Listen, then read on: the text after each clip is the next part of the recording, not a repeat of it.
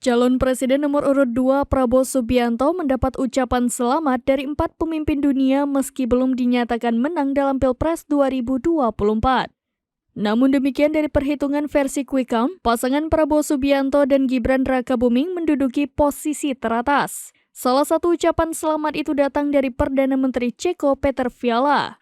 Melalui akun X pribadinya @p_Fiala, Peter Fiala menuliskan ucapan selamat kepada paslon nomor urut 2 Prabowo Subianto atas kemenangan yang diraihnya berdasarkan hasil hitung cepat.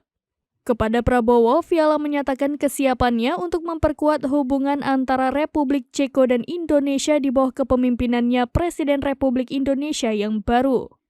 Kemudian Perdana Menteri Australia Anthony Albanese yang berharap agar segera menjalin kerjasama bilateral dengan Indonesia yang akan dipimpin oleh Presiden baru saat dilantik pada Oktober 2024 mendatang. Lalu Perdana Menteri Singapura Lee Hsien Loong yang mengungkapkan Lee dan Prabowo juga akan membahas kesepakatan tentang pentingnya untuk mengidentifikasi area kerjasama yang baru yang saling menguntungkan untuk kedua negara. Terakhir ada Presiden Amerika Serikat Joe Biden melalui juru bicara Departemen Luar Negeri Amerika Serikat yang mengucapkan selamat atas terselenggaranya Pesta Demokrasi Pemilu 2024 di Indonesia.